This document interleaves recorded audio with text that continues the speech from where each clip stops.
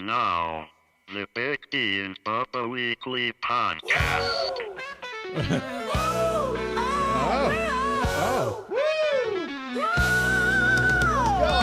Big D and Bubba, they have a show 5 days a week, but they don't get to say everything that's on their mind, so they have an extra one. And that's how we get the podcast. The podcast. The podcast. The Big D and Bubba Weekly Podcast. Yeah, boy. Oh, that's a kind of a jam right there, right, man? What AI did y'all make that on? AI, yeah. That was Chat GP4. I like it. That's yeah. awesome. Yeah, we every week we have some AI generated random thing. We never know what it's going to be. Sometimes it'll be Vikings chanting. Some Yeah. days it's the same words, the same lyrics. Bubba was going to do, because we're going to talk about the Opry and stuff, and we'll get into it in a second, but he was like, should I do like a, I was like, man, because I would like, I enjoy the randomness. of it. And, Yeah. and from the very beginning, we're like, hey, the first one is going to be random, then the last one going out is the same one. Except for my thought process is somebody, if you're signing on to it and you hear it and you go, oh, that's not what I was looking for, and you just skip because it's a different. Well, you always know And now, when you hear that. Yes. You always know that the little robot's coming on. I okay, got you. it's I got you. All right. The voice you hear there is Bubba. The other one is Mark Wills. And also Craig Shelburne is here. Hey, Craig. Welcome Hello. to the show, man. Thank you. Thanks for having me. Nice to meet And you. also going to throw in Greg Hill as well because Jeez. he's on a microphone over in the back Greg. corner that Are we probably sure we can't want be to do seen. that? Golly. Man, I know. Greg will tell us what to do, how to do it. Greg is tanked. He's the perfect manager for that. No one has tanked more careers than that guy. With friends like you. First of all, Greg, what you do is you pull the microphone down in front of your mouth. Do you want to? You don't have to. I mean, you don't want to. That's- I'm here. I'm just here to help. Craig. I say we spend the next 45 minutes just roasting busting on him. Greg. Oh, it's the best. I love him so Nice much. to know you. The real star here, though, is Craig, because he has delivered an unbelievable book. It's called 100 Years of Grand Ole Opry. Interesting this, you don't put the Grand Ole Opry. You just put 100 Years of Grand Ole Opry. Yeah. On purpose? Yep. And why? I asked about that actually, because the show is just the 3 words. People casually refer to it as the Grand Ole Opry, but the way the show is actually titled is Grand Ole Opry. Really? Yep. Yeah. So this book is, I mean, you can't drop it from a second story. You'll kill someone. It is so heavy and well done, full of pictures and here you go, Bubba, and full of the stories It's the first time I've gotten to hold it. behind the Opry. It's I like so the good. texture. Yeah. So what? It's So a coffee table book, man. This is one you want to have out proudly. Yeah. Like when people come over, they're going to be like sipping their whatever they're sipping and looking through. what's a couple of things that you like you learned from the research of the book that you were like, oh wow, I didn't know that. There was a lot of decisions in the 40s and 50s that really shaped the show that we're still seeing today. That was pretty interesting to me. There's a How? period of time when, this is probably in the 30s or 40s, I don't remember the exact year, but the show was at what is now the Belcourt Theater. And they hired the librarian at WSM to kind of help. Wait a second. There's a radio station that had a librarian. Is that what you said? A music librarian, so Oh, for gotcha. the charts, for the music charts. Oh, gotcha. But artists were coming and going so many times, and they couldn't keep track of them. So he's like, let's just do segments. You're expected here from 7 to 7:30. You're expected here from 7:30 to 8. And that's how the segment started. And then WSM, being an insurance company, always looking at the bottom line, they said, let's have sponsors for these segments. And that's still there, too. Like, if you come to the Opry now, those segments are still there, brought to you by various sponsors, and they're just as much fun as usually. It's a lot of fun to hear them. Yeah, I love the whole radio-ness of it because it is still that old-fashioned radio show. Even though it's modern, especially now they have the new microphone and the new set and everything. It's very modern, but at the same time, the presentation is still a throwback, like the way it was done back in the day. There's nothing to me, man. There's nothing better. You get in this time of year, in spring and summer. I will sit outside with a fire pit at the house and listen to SMAM. Just that. And I want that. I want the AM. I kind of want that The crackle, the staticiness of it. And we'll just sit out there and just listen to whatever, whoever's going to be on that night. Maybe it's Mark. If it's Mark. Exactly. It's kind of like that. We've updated our microphone since then. You were there last night. I was, yeah. I did the Opera Country Classic show last night. And that's kind of a new thing, isn't it? Well, I think Larry and the Gatlins, I think they've been hosting that for probably 15, maybe 20 years. That's not a they new do thing it at kind of all, a spring, summer. It's a Thursday night show. Yeah. And the cool thing about that show is that if you're last night I was the spotlight artist, which meant that I could sing some of my songs. But typically when you do that show, we have a rule that it's 25 years or older, and so Songs you sing? of songs that you sing. So basically when I started, when we started doing it 20 years ago, you were having to sing songs from the early 80s, wow. or something like that. And so I would sing, like last night I sang Jack Green, and I sang some Whitley. And Are there? You ever get into? And there's some of these guys and songs that you don't know, and you kind of feel like, should I know that? Oh, absolutely. I mean, I don't think. I mean, there are artists that just have an amazing memory for that kind of stuff. And back when I was singing, in the bars and clubs and stuff like that, my repertoire was bigger. Because you had to sing different stuff all the time. For the last 29 years, I've been singing Mark Wills songs. So, Right. So it's narrowed. But yeah, man, I look forward to those nights. They'll sometimes they'll have a theme for the evening, and and we'll come in and I'll sing some George Strait, or I'll sing some Ronnie Millsap, or I'll sing Alabama or whatever, because I love that's music I grew up listening to and still love performing to this very day. Yeah, Craig, did you grow up going to the Opry? No, I grew up in rural Nebraska, but I started watching the Opry in the 90s with my grandparents. I spent a lot of weekends with them, and they had TNN on basically from the time they woke up till the time it was over. Yeah. So that's basically how I got my country music education on Saturday nights, because at the time it would be like a half-hour segment, and they would have someone who's very contemporary, but the host would be someone who was a legacy artist. And so the legacy artist would sing, somebody new would sing, and then there'd be another person that I wasn't familiar with. But as you watch it every week, you start to learn the cast, and then you get interested. Well, where did they come from? Who's Wilma Lee Cooper? She seems like a pretty cool person, and their personalities back then really shine through. You probably believe that too, because like in the 90s, you could get the personality of the artist on TNN. TNN was a force back then. It was, and I miss it to this day. Me too. I truly miss. We have TikTok and we have that kind of stuff. But man, there was something about being able to flip on your television and see what Porter Wagner was wearing tonight, or what Little Jimmy Dickens was wearing, and that's some of the first times that you would see, Vince Gill. Yeah, you would see Steve Warner. You would see it really Garth humanizes. Brooks, It humanizes them. Absolutely. And then you become uber fans. It messed up a lot of people for me, though. I remember seeing people going, "Is that what they look like?" Really? Well, yeah. You're like, "Yeah, that's not what I expected." Yeah, and I no one specifically comes to mind. Actually, Ricky Skaggs, I think I didn't expect him to look the way he looked. Yeah. Now he looks like a Moses. I was going to say Benjamin Franklin. Benjamin Franklin with the long hair. Yeah. Yeah, I heard somebody say Moses not too long ago, and I was like, well, that's not terrible. Yeah. Craig, is there any what's a good Opry drama history? Oh, some drama. Was there ever any kind of like a? Oh yeah, there was a lot of drama, and some of it was in the 90s, but there was also some in the 50s. Actually, one of the earliest examples was the guy that founded the Opry. Basically, was George D. Hay, and he was under a lot of stress, had a nervous breakdown, and took a leave of absence. So the general manager kind of took that as his opportunity. His name was Harry Stone. You mean his opportunity? His opportunity to think, let's bring in some vocal groups. Let's try something different. It's actually and then the crowds respond. Listeners liked that. Oh.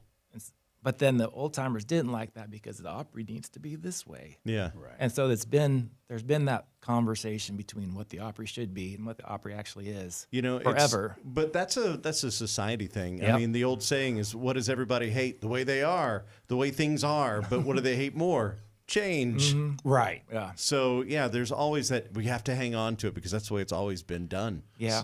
Hank Williams Sr. Gets into the Opry and then gets fired? Yeah. It didn't work. He was super, super popular. and his personal demons kept him from being reliable. And the Opry is every Saturday night. They have it, it's every weekend. It's the world's longest running radio show. If they're counting on their star attraction to be there and he doesn't come, you get a warning. If he does it again, a sterner warning and basically one last chance.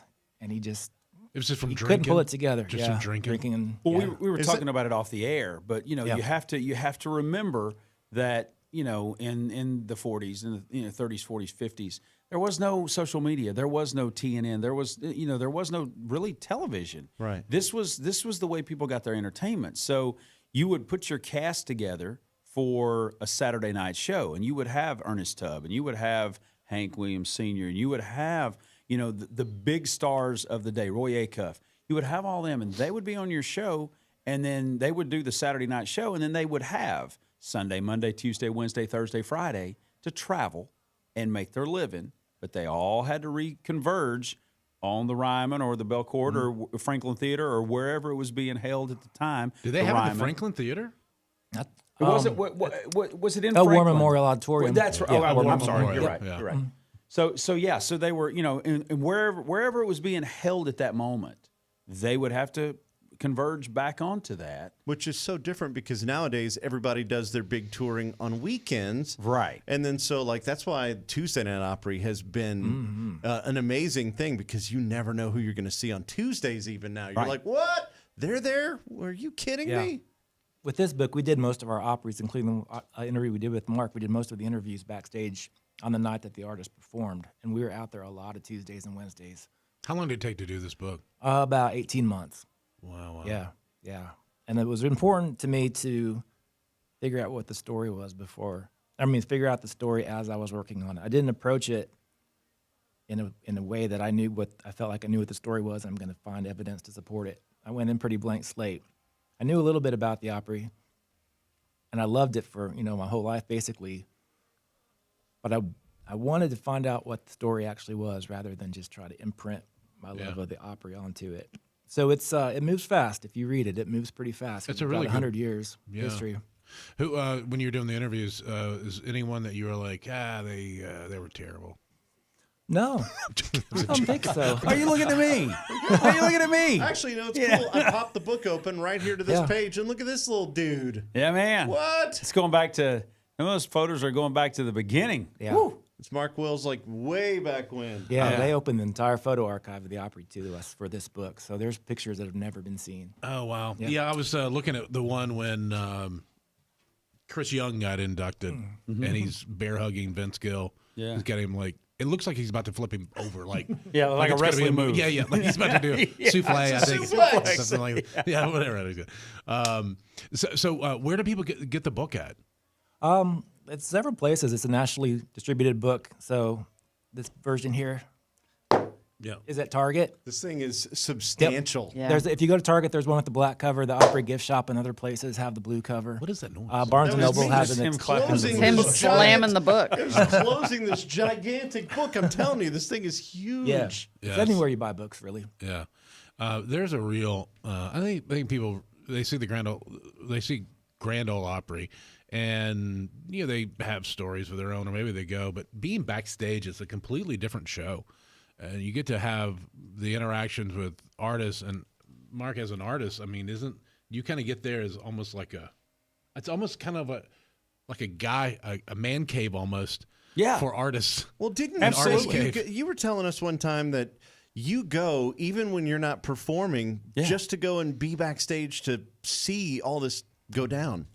Well, I think first and foremost, I'm an Opry member and I've been doing this for 30 years. I'm still a fan. Yeah. And so for me, and I don't live here in town. So, if I'm in Nashville, 3.5, 4 hours away from home, would I rather sit in a hotel room and, watch Netflix, or would I rather go over and catch an Opry show and see your friends? And so there's many nights where, I'll come in on a Tuesday or Wednesday night, have something going on Thursday, playing the Opry on Friday. And if I'm in town, I'll absolutely go over and hang backstage. And some of the rituals that go on backstage, like, I don't know if it's in the book or not, but dressing room number 1, Mr. Acuff's dressing room. So when Mr. Acuff was alive, there was an open door policy, and that door was never closed. It's a dressing room, but the door never closes. What about whenever somebody was getting dressed? That's the door never closed. Oh, wow. So if you had to get dressed, you could go somewhere else. But dressing room number 1, Mr. Acuff would sit in the room, and there's many many different theories as to why the door never closed. But I would like to think in my mind that the way it was told to me was that he always wanted to see who was heading to the stage. He always wanted to have the opportunity to say hello, especially if it was your first time on the Opry, or to say, hey, last time you were here, you did a great job. And so Vince is typically in dressing room. He'll be there tonight. When he's there. If Vince is not there, I'm usually in dressing room number 1. So we try to continue on that tradition. So where do you get dressed? Well, first of all, I typically show up at the Opry with my pants on. Okay. So you never know. That is a pro tip right there. Dressing room and name only. I think. Yes, exactly, exactly. It's a hang. It's like room. a locker room then at that point. Yes, and it's the only dressing room in the dressing rooms that have its own bathroom. Yeah. So like if you need to go in and step into like where the toilet shower area is, you can go in there and close the door and change there. But yeah, so it's just those little things like that. Wouldn't it be cool that if make like it they special. permanently mounted the door to where it could never close? Well, I don't even know why there's a door on it. That's what I've always wondered. If it's an open door policy and you're in dressing room number 1, why is there a door? Is it bad luck if somebody, like, let's say somebody's new and There they're have like been in artists. janitorial, or really? There have been artists that close the door, and especially since I have. What happens? Well, especially since I've become a member, I will tell them. Yeah. I will knock on the door and go, "Hey, just FYI, this door doesn't close during the show," and they're like, "Really?" And I'm like, "Yeah, it doesn't close during the show." Yeah. And you can tell them, hey, if you want to go to a different dressing room, go to a different. If you want to close your door, do they think you're being like I don't care what they think. territorial? I don't care. There's certain things that there's certain traditions that I feel should be honored. Yeah. And and that's kind of one of them. Yeah. If you're in dressing room, if you want to go to the Opry and close the door, that's fine. But go to dressing room number 2 or go to dressing room number 3, because one has that mystique of always having an open door policy, and it's the one closest to the stage. Craig, was there anything in the book about in your research about paranormal activity at the Opry? Yeah, a couple things that didn't make it in there, but Trisha has talked about feeling the ghost at the Opry. There's a stage manager named Tim Thompson who worked at the Ryman before he worked at the Opry House. He's got some stories too. There's definitely, in my opinion, there's definitely ghosts in there. I have one I can tell you. Yeah. I have 2 actually. So when I became an Opry member, I was given my locker, and my locker was Jean Shepherd's before she passed away, and Jean had been there for years, so that was always her locker.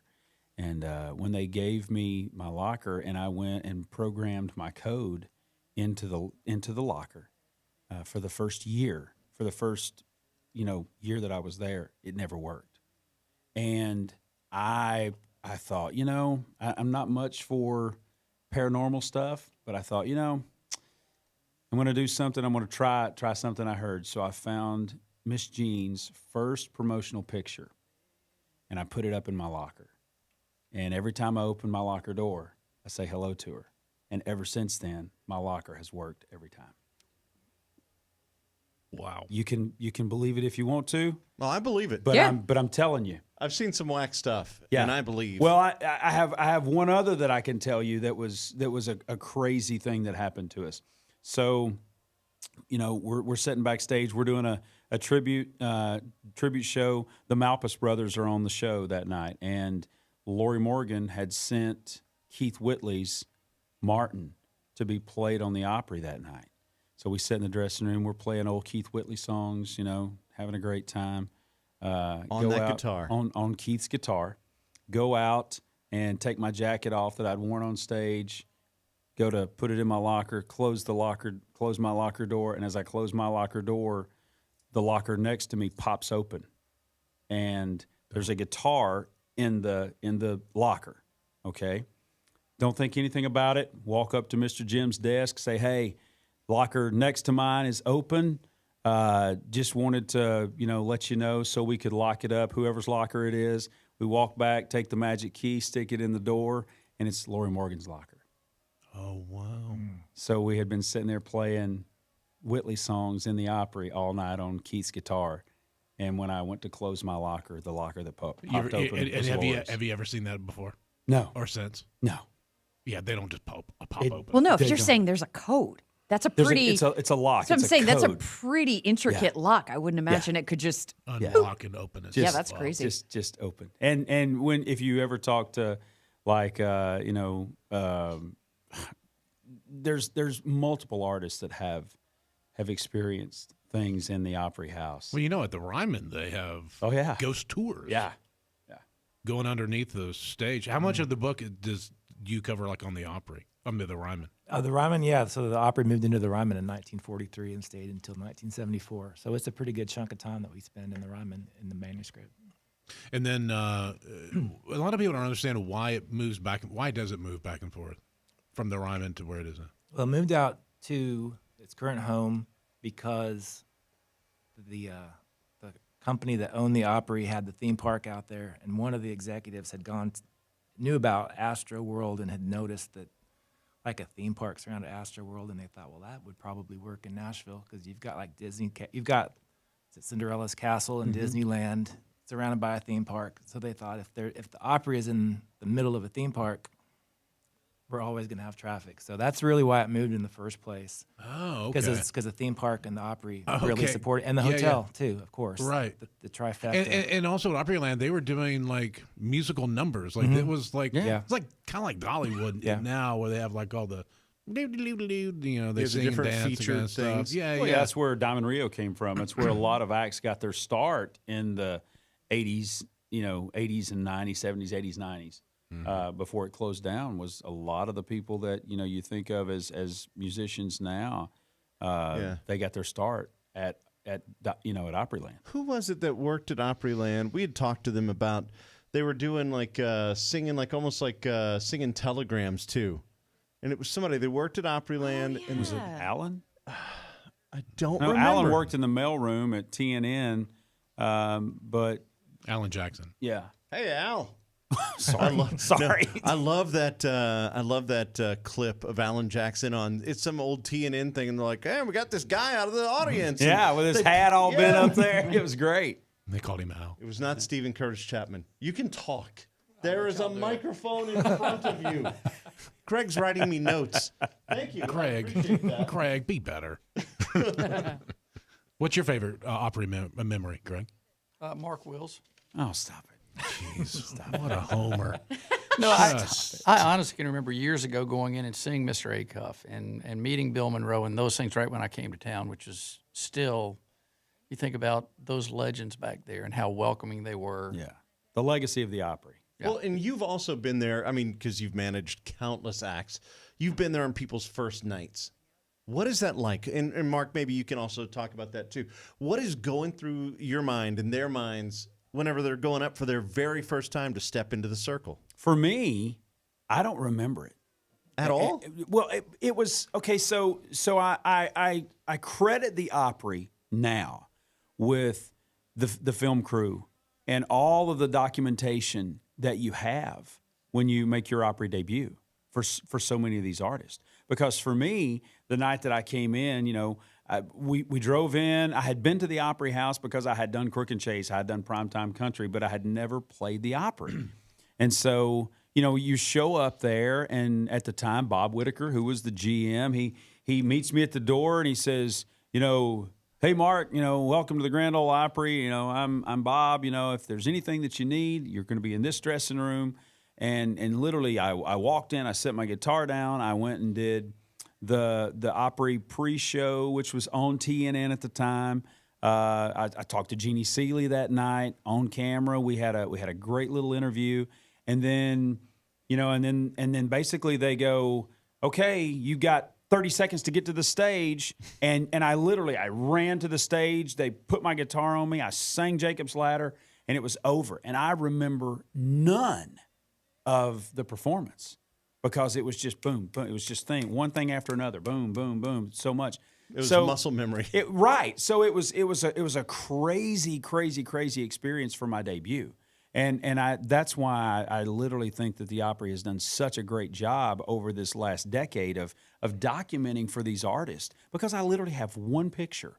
I have one picture of the evening, and it wasn't even me on stage. It was me walking off stage and hugging my wife, and her dad was standing in the background.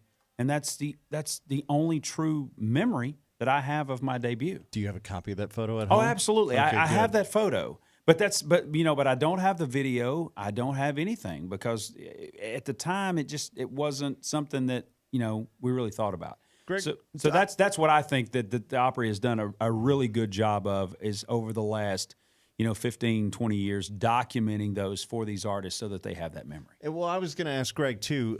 Are there people does everybody understand the gravity of what it means to step into the circle? I don't think they do. I think it's, even for my office, and I have people who work for me, one of the things I did 6 or 8 months ago, I realized we're out there all the time. You go out there with Mark and others, and you go spend time at the Opry. I've lived a little more history than they have and been out there enough, so I knew some things. So I actually ended up calling the Opry and made everybody in the office go out and watch the movie they have out front, and then do the tour as somebody who's not back there all the before time. they go on stage. Well, I had my staff do it. That's so smart. they understand when they come back, when they're taking somebody to the Opry for the first time who may not understand the depth of the history or the tradition behind it, that they've spent some time and they understand, hey, this is the history. This is why this matters so much. What used to be the gift shop out front, where you buy your T-shirts, they moved that, and they created this room. And there's a 13-minute video that is sort of an encapsulation of the last 100 years of the Opry's history. And out of everything that I had ever seen or been witness to, I literally cry every time I watch it. Really? Yes. It's that good. See, I haven't done that. Oh, it's one of those things that I don't want to spoil it for you, so I don't want to tell you too much. But it is one of those things where when you watch it, you get enough of the history to know just how much it means to the members, but the people that dream, the little boy in Georgia, as a 6-year-old watching the Grand Ole Opry or hearing the Grand Ole Opry and telling his papa, one day I want to sing on there. And then here's the 51-year-old man that's been an Opry member for 6 years. It's amazing. It truly encapsulates the history of the Opry. And if you and you can go in there and not know anything about it and leave that room or leave that building a fan. It's carried on WSM AM 650 in Nashville, and that signal goes. It goes. Out to does it clear the? You were the program director there for a long time. Schaefer. Only 3 years. How far does it go? It doesn't go as far as it used to, just because we have so much different interference now. Right. But it used to be 38 states. It would go across 38 states. It would reach the whole way out to the Rockies. And there are times, especially in the summertime, when the signal gets into the atmosphere, that you could hear it the whole way over in Europe. Yeah, they call it atmospheric skip or whatever it is. Yes, an atmospheric skip. But during that time in the 20s, 30s, 40s, 50s, you could hear it throughout most of the country at night. Back before our world was so cluttered with signals and all that kind of stuff. Mm-hmm. And that's what I was getting back to when I was saying about how when they put the cast together, your Saturday night was your time. It was the way to get your new single to the world. Mm-hmm. Yeah. All at once. Yeah. People would tune in Florida, in Nebraska, in New York, in Texas, and wherever, listening to the Grand Ole Opry, and they would hear Loretta sing her new song. They would hear Patsy sing her new song. They would hear Hank sing his new song, and that's what grew the Opry's brand so large. And then, and then they would have that Sunday, Monday, Tuesday, Wednesday, Thursday, Friday to travel. And there were many times, when they talked about Mr. Tubb, and they would host the show. They would host the show on Saturday night, and literally as the curtain was coming down, they were loading up the bus and they were heading to Texas, or they were heading to wherever, and they would play the shows. Yeah, to spend that week traveling. Craig, why the Opry? Why did the Opry become what it has become as compared to back during the time the Louisiana Hayride was like a competitor? Why the Opry? Where was the success from? I think there was a turning point when the NBC network, the radio network, picked it up, and suddenly it became a national broadcast. Nobody else had that. And then as the industry, there's so much music industry here now, and a lot of that was because of the figures at the Opry.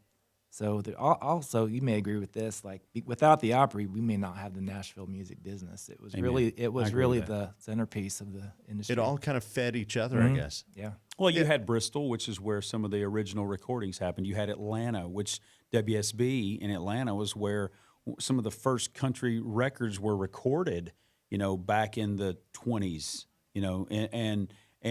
but Nashville, I think the Opry kind of solidified this town as where everybody who wanted to make country music, where they came to, and that's where that legend of the Opry grew, and you had all of the big stars of the day on that show, and so everybody wanted to, it became home base, right? It became home base. So when a few years ago, Craig, the Opry really kind of changed its focus. It seems like it got bigger. Well, I don't know. Was there a regime change or something that happened maybe 5, 10, 15 years ago? Yeah, I think really there was some couple of general managers over the years. But there was a real, over the last, it seems like. You're talking image-wise? Yeah, it seems like there's been just a big push for the Opry. I don't know if it's kind of building up because this is the 100th year or whatever. But even before this, it seemed like there was a lot of more publicity about it. Yeah, I think because over the pandemic, they still staged shows, and people around the world were hearing the Opry, and it was the most viewed music program in the world. Yeah, I've seen the pictures of no one in the they did the lights or whatever they did. It was crazy. It was you talk about paranormal activity. Yes, you could feel it. You could feel it in the room when you were on that stage during 2020. I played the 4th of July on stage, and no one's in the audience. No one was in the crowd. That's Creepville. So I don't remember how they did it. Did they pipe in like applause, or no? They just no. It was silence. Son, it was dead. There wasn't a sound in the house. So what you would do, and that's what made it difficult. We're so used to being on stage and talking to, and having that banner back and forth with the audience members and somebody, right, exactly, or saying, hey, how many of you are here for the very first time in Nashville, and and you have that, you build that rapport with the audience. There was nothing. So so we're on stage and the light goes red, and here we go, and you play your first song, and then you're staring at a camera, and you're going. You have more people at a sound check for a show nowadays than you did then. Oh, absolutely. Yeah, there was so the way that it worked, and I'm just going off my recollection of it, but there was one director in the house, and you had these automated cameras from multiple spots in the room, and the band, you weren't allowed to, during COVID, nobody could go to each other's dressing room. So they would call you over the speaker, and they would say, Mark, you're on in 5 minutes, and you would go to the right-hand side of the stage, and you had to exit off the left-hand side of the stage. Wow. There was no interaction, and it was the quietest that building had ever had. And your soul could feel spirits, you think? Dude, you could feel something in there. Do you think the ghosts of the artists of the past, or do you think of the crowds of the past? Yes. Yeah. Because I think that would be cool. Okay, so whatever. You people pick up different energies. I used to work in a radio station that did live radio shows back in the 20s and 30s, back in the day. And it's just like we have these big glass windows here, I had a window in front of me, but my back was to the auditorium for where the staircase was and all that. So I would turn the light off in the room right there so I could use that window as a mirror to see what was behind me. Yeah. And I would see people constantly. I worked at night back then. I would see people constantly walking by. And when I say constantly, every 10, 15 minutes, somebody comes walking by. And they're all going into the auditorium. There's just no way. And I couldn't do it. I would walk out of the studio, and I would go over there. It was a dead end. They had the doors padlocked. Yeah. So where did these people go? And I saw them all night, Dude, Bubba, every night. Bubba said he walked up the stairs, and well, you can tell him, dude, this is the craziest. So I was walking up, and it was an old Art Deco building. I mean, it was beautiful, built back in the day. So they have these big marble staircases that lead up to the front, and there's a ticket booth right here, and then there's the windows that look into the studios. So as I'm walking, you're going up the stairs, and you start to see what's above the stairs. And I could see the window, and I look, and all of a sudden I freeze because there's a person in one of the studios, like the little green room in between the studios, with their back to me. And I was like, oh, God, it's a burglar or somebody. Who is that? And I'm just kind of staring. At that moment, the guy turns around. We lock eyes, and he disappeared. Oh, I kid you not. It was the freaky. I was like, I froze for a second, and I ran as fast as I could down those stairs across the street to the bank where they had security guards. I'm like, dude, pull up your cameras. Who's been in there? And I tried telling him what's up. I called the program director that night. It was like 11:30, 12 o'clock at night. I'm like, dude, I'm never going back there again. I'm done. Yeah, See ya. I can see it in your eyes. It was. Oh, yeah, it was his the eyes water. craziest I can thing. see it in your eyes. It was the craziest thing I've ever seen in my life. Dude, Yeah. the guy we locked eyes and poof, gone. You had And that he experience. was solid. I mean, that's wild that you saw someone just completely disappear. It was weird. Yeah. It wasn't like, in the movies where they fade or whatever. It was just, boop, gone. It's like you blinked and they were gone. And yeah, and he was wearing, looked like, and I can still see him, like a big coat, like a suit jacket and a fedora. I remember it like, I see the guy's face, but I don't remember anything about his face. I see his face, but I can't describe it. Yeah. Okay, I'm going home now. So yeah, obviously the Opry has a lot of that going on too. I think, Craig, you go into the flooding as well, I'm sure. I haven't seen that part in the book. Yeah. That was devastating. I mean, you were there at the time. Yeah. Mm-hmm. I mean, how bad was it? The water was 6 feet over the top of the stage. And there's actually a marker that's in the green room that shows you where the flood level was in the building. And to go back to this being the longest running radio show in the world, even after all that have happened, the Opry still ran on Saturday nights. And where'd y'all do it from? One was at the War Memorial. I think one of them was at the Catholic Church across the street. Oh, I think really? the very first one was after the flood. What a great trivia question. Oh, it was unbelievable. But yeah, they weren't back in there for several months. There's pictures there of people kayaking into the Opry. Tyler. Yeah, It was Tyler. It was Tyler, the stage manager. Yep, kayaking into the Opry to do damage assessment. What? Yeah. That's where we lost. That's actually where we lost so many of those old TNN tapes because they had the tape warehouse in the Opry, like in the back, and so we lost a lot of the great old footage. There's no way to recover any of that. Some of it was just destroyed. They did recover some of it that wasn't as bad, but there was some of it that was just beyond repair. Craig, did you get to look at like old thing? Oh, you had to put on white gloves to look at this. Not too Or much. handle this, Not too much. Most of my research was actually in the print area because the Opry was covered so thoroughly by Nashville newspapers back then because it was such an important piece of Nashville. So, for example, when the time came in the book, Jan Howard became a member of the Opry. You can't just search Jan Howard Opry and find anything because that happened in 1971. But I pulled up her artist file, which the Opry's kept all these clippings from. Is it like actual news clippings, or is it yeah. like a microfiche Nope, where you it's have all to flip pieces through? of paper. Yeah. What? Yeah, it's crazy. And then Jan had done an interview, I guess, and just kind of explained to the reporter how it happened, which like 50 years later, it's like, this is exactly what I needed. So the Opry's done a really great job of preserving the history of their members. And it was remarkable how I was able to kind of dig through that and find things that we haven't heard already. You know, there's so many Opry stories that have just kind of been told a million times, but there's a lot in this book that I don't know that's ever really been told in a book. This is one of the funniest things for me still is that some of the older timers there at the Opry still refer to the Grand Ole Opry House as the new building. Yeah. Yeah.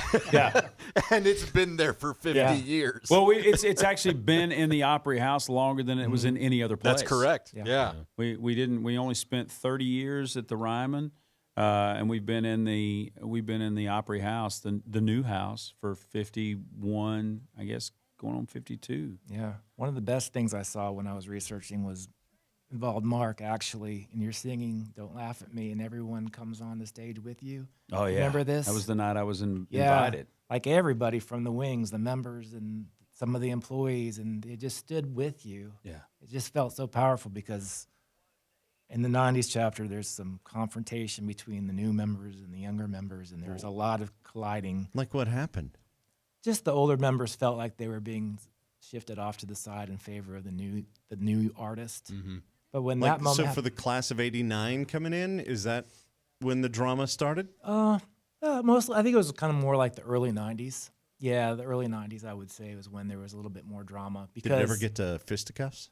Fisticuffs. I'm saying it, someone man. got a pie in the face. Fisticuffs. Somebody got a pie in No, the I'm face? just, Pie in the I just face. made that up. I just made that up. Like, are we in a cartoon? It's Tom and Jerry. Well, part of the reason, wise guy. yeah. So the older members, I've always been told, like, if you play the Opry when you're young, the Opry will take care of you when you're older. And so there was a guy, I don't know how to phrase it, but like if you played the Opry enough times in the year, you would get insurance coverage from the Opry. Oh, wow. But if you didn't play enough shows, you wouldn't get that coverage. So they wanted to play it, but then they would say, "Oh, we've got this new guy on Warner Brothers, and we're going to give him the slot." Sorry. And it kind of was a situation where these older members didn't trust it anymore. I don't want to speak on their behalf, but there was some resentment there because they were willing to be there and had dedicated their career to it, and suddenly. And it was also a little paycheck too. I mean, it was something that you play a couple times, you get a little bit of money, and you're you know, it's your golf money or whatever it may be. Also, if you get health insurance, And the health that's a insurance is really a big one. thing. for an artist. Yeah, for an artist, that's massive. Yeah. Yeah, I don't think I realized until this book like how pivotal the 90s were to the Opry, because that was the decade we lost Minnie Pearl and Bill Monroe and Grandpa Jones and Roy Acuff, and it's like, what now? Like, these were the people that you could see at the Opry since the 20s and 30s. Right. Yeah. Well, Minnie Pearl joined in, I'd probably say 30s and 40s, because Minnie Pearl joined in 1940, at kind of like a low peak, like a low moment of her career. She was doing a comedy routine at a insurance sale, like at a banking convention, I think it was. And someone who saw her performance called the Opry and said, "You might like her. You should give her a shot." So she went up to the insurance company and auditioned. They're like, "Okay, we'll put you on really late." Because by then, people who are listening will just, they probably already turned off the radio. Craig, can you speak to the importance of Little Jimmy Dickens to the Opry? Because I was there when Little Jimmy passed away, and just the impact of that man to the institution. Yeah, Jimmy loved those legendary figures as much as we all did. Like, he kind of came on the scene around the time of Hank Williams, but he idolized Roy Acuff. And so Jimmy brought a sense of fun, I guess, in his later years. There was a time when he left the Opry and was gone for a good chunk of time. He came back in 1975 and stayed. But people loved the jokes. I mean, I always did. We all heard the jokes, but, Didn't matter how many times. didn't matter how many times. I'm Jimmy Dickens or Mighty Mouse in pajamas. Like, I'm Willie Nelson after taxes. We've heard all the jokes. Yep. And I loved it, and it's great because my parents would come visit me and we'd all go to the Opry, and that was the guy they wanted to see. Yeah. Well, he was so good, and it was his heart. I remember, as we sit here and talk about that, and you talk about the jokes, that's not what I remember. I remember the man. Yeah. I remember my girls, particularly Macy, but Macy and Mally are now 26 and 22. But when they would come to the Opry, he would be walking down the hallway, and have a 4-year-old in your dressing room, And it was just like, and he would stop by and I can hear it. I can hear, "Hello, ladies." And he would come in and he would say hey to the girls. And they would, we'd be in dressing room number 5 and he was dressing room number 3. And Macy would go, "I'm gonna go see my friend." And I knew exactly who she was. Aw. And he was always the first one to arrive. Yeah. He got there early. Always carrying his coat bag. Yep. I remember it. His coat over his shoulder? Oh, absolutely. Never wore his stage clothes in. Always brought them in a bag. He would bring it, had it over his shoulder. He'd have his cowboy hat. It was so funny. I can remember having his cowboy hat on and his boots on, and I've never mind. I can't tell that story. but yeah. I mean, he would come in with his cowboy hat on and and like a little jacket and some pants and his boots, and he would carry it over his shoulder. How cool, Craig, to do this book and get all this information and the research, and then also be able to sit next to Mark here and hear a member's take on it all firsthand. Awesome. Congratulations. Thank you. And also, what the heck? This is your first book? Are you This crazy? is your first book? It is my first book. Yeah, I've been a journalist for a long time, but this is the first book. Well, wow. You very well done. Knocked it out of the park. Thank you. It's called 100 Years of Grand Ole Opry. Craig Shelburne and Mark, thank you, dude. Absolutely. And also, why is it every time you come in here, you make me tear up? And it's annoying. I'm not a fan of it. What happened last time? Last time, yeah. It was, I was just singing at this class with these kids, and we're singing Don't Laugh at Me. And here's a clip of it. And I'm like, Well, if it makes you feel better, I teared up twice today.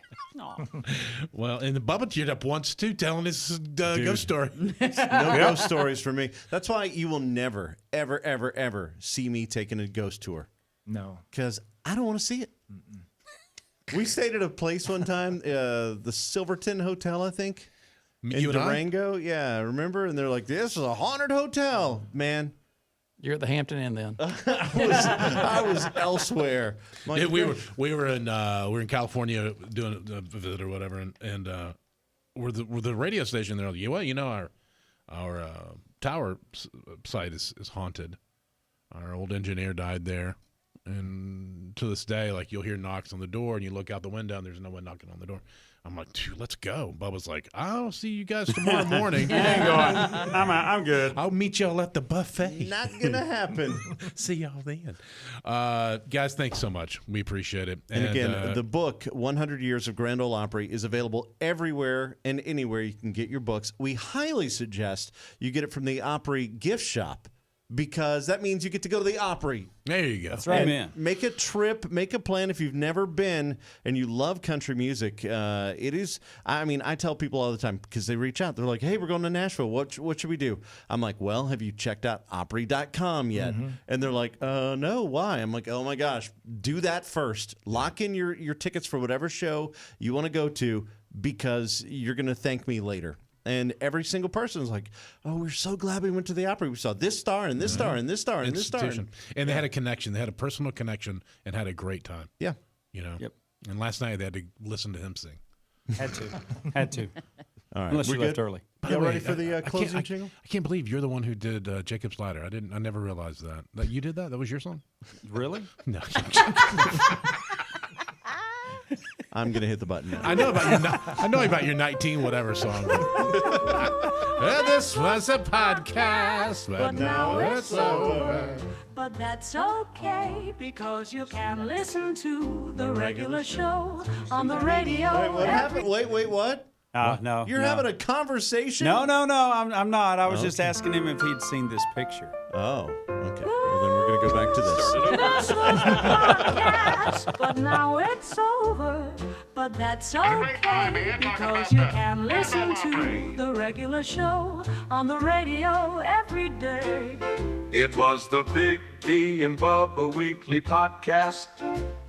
The Big D and Bubba Weekly Podcast. The Big D and Bubba Weekly Podcast. The Big D and Bubba Weekly Podcast.